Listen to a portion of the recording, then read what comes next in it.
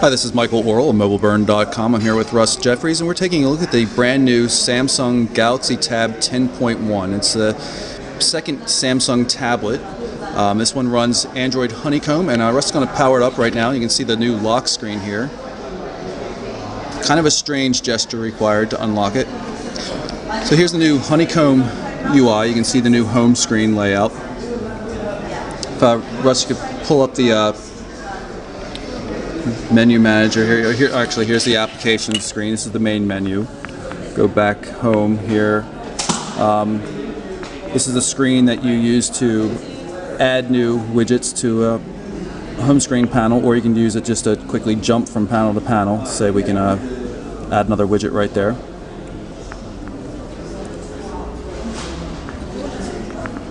You might be able to see the fine lines here as I move. Basically, they fade in and out, showing the kind of a 3D rendering effect on the screen transitions. Over here, we've got quick access on the left-hand side to a bunch of features. In terms of specs, this runs a NVIDIA Tegra 2. That's a dual-core 1 GHz processor. It has a flip it around. You can see we've got a 8 megapixel camera with a LED flash on the back. Notice the new textured, non-glossy, textured and contoured back makes it much more comfortable to hold it. You know, your fingers naturally rest right here. It really works pretty nicely. It's a little bit less than 11 millimeters thick in general. We'll take a look at the outside edges here. It's a SIM card slot. This is a GSM UMTS device. This is going to be running, first going to be partnered up with Vodafone. Dual stereo speakers, so you got speakers over here, it's a simulated surround, and then you've got speakers on the other side as well with the power button and the 3.5 millimeter headphone jack. On the bottom, you can see we've got the 30-pin Samsung proprietary connector. It's the same one used on the Galaxy Tab. Up top here is the volume rocker switch. We've got a microphone right there, if you can make that out. And on the front of the device, there is a forward-facing 2 megapixel camera. Now the battery on this thing is absolutely massive. It's 6860, so 6,860 milliamp hours. Really massive. The entire thing weighs about 21 ounces.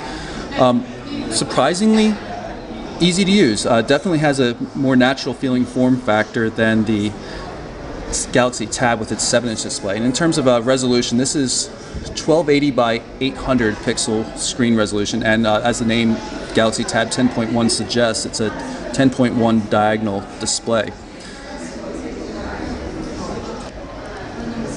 Now, one of the things we got here is a new status area down the bottom. If Russ can pull this up, you can see we got quick access to settings, times, signal strength, all that kind of stuff. Really kind of cool.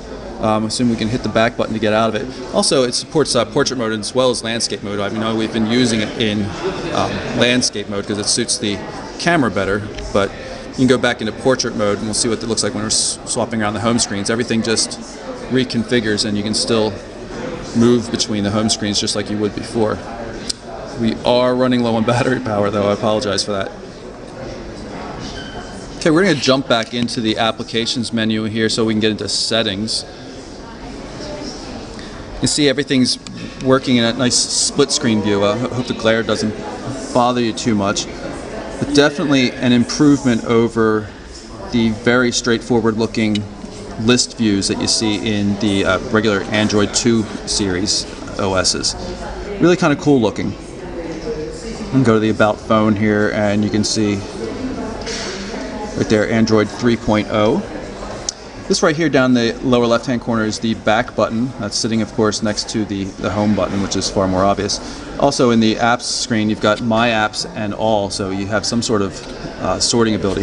I have to admit I'm really not familiar with Honeycomb. It's my first time playing around with it, but overall pretty cool, and I'm really quite pleased with the hardware, and the display is quite beautiful. It's called they're calling it an enhanced TFT. It seems to be something similar to Super AMOLED in that there's no air gap between the capacitive touchscreen layer and the actual display layer.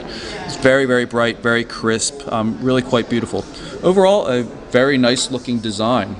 So again, that's the Galaxy Tab 10.1. I'm Michael Orrell with Russ Jeffries from MobileBurn.com.